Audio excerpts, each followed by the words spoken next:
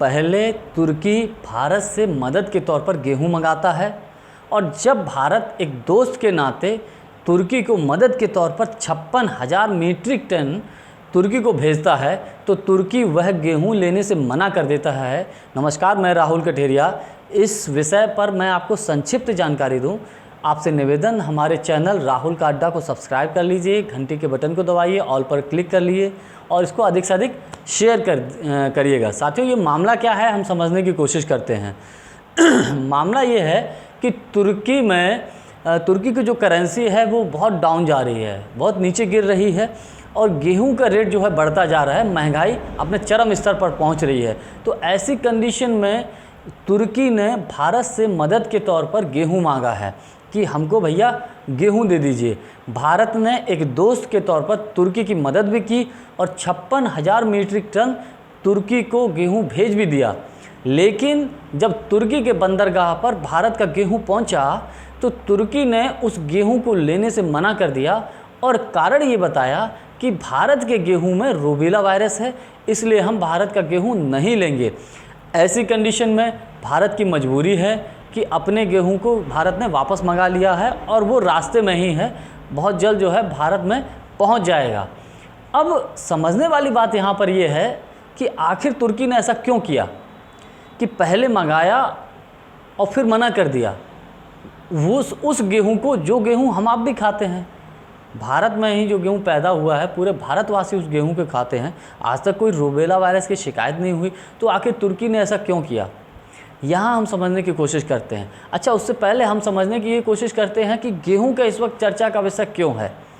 गेहूं का चर्चा का विषय इसलिए है क्योंकि रूस और यूक्रेन के युद्ध की वजह से दुनिया में गेहूं की सप्लाई पर बहुत बुरा असर पड़ा है। सप्लाई रुक गई है क्योंकि रूस और यूक्रेन गेहूं के बहुत बड़े उत्पादक हैं और दुनिया में जो है सप्लाई भेजते हैं गेहूं की।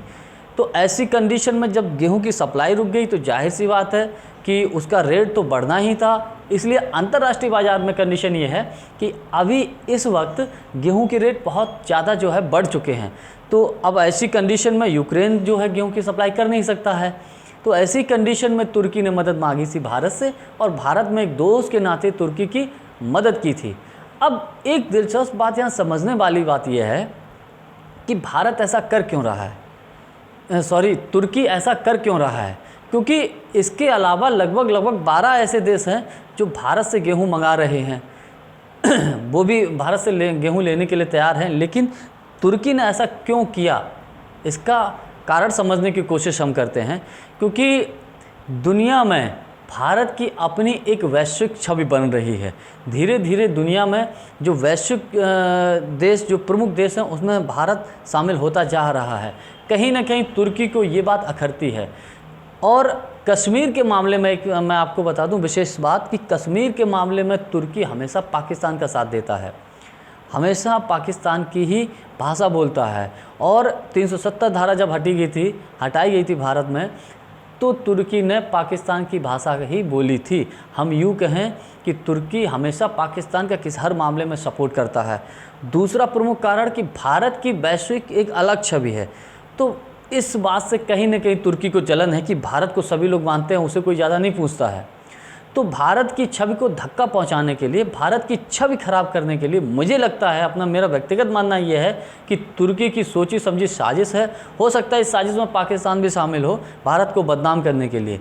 एक सोची समझी साजिश और रणनीति के तहत तुर्की ने भारत को बदनाम करने के लिए इस प्रकार की अफवाह फैलाई है ताकि वैश्विक छवि में भारत की छवि खराब हो विश्व में।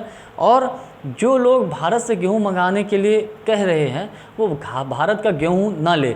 हालांकि भारत तो ऑलरेडी पहले से खुद ही मना कर दिया कि हम गेहूं देंगे ही नहीं, कि मैं तो भैया गेहूं दूंगा ही नहीं, क्योंकि मेरे घर में खुद गेहूं की इस वक्त कमी हो सकती है, क्योंकि वैश्विक बाज़ार में गेहूं का रेट बढ़ रहा है। तो अगर निर्यात किया जाता है तो जाहिर सी बात है कि भारत में भी रेट बढ़ सकता है। तो ऐसी कंडीशन में भारत ने क्या किया है कि निर्यात पर रोक लगा दी है। लेकिन कुछ ऐसे मित्र देश हैं जिनको सप्लाई करना है, लेकिन तुर्की के ऐसा करने से कहीं ना कहीं भारत की छवि को ख़राब करने की कोशिश की है।